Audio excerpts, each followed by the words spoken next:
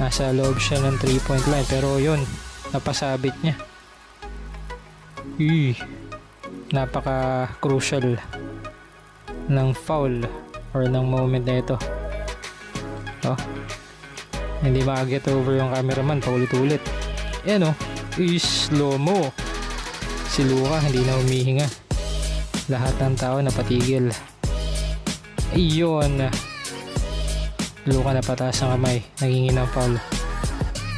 Yan na. Ako'y nagagalak at kayo nanonood sa walang kakwento-kwentang larong ito. Kayo'y tumambay lang. Teka, ano yun? 3 free throws. Unang bitaw, pasok. Taasan ng kamay ang Mavs.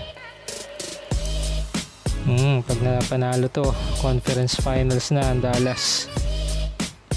Okay, ayan na. Second ball. Humingang malalim,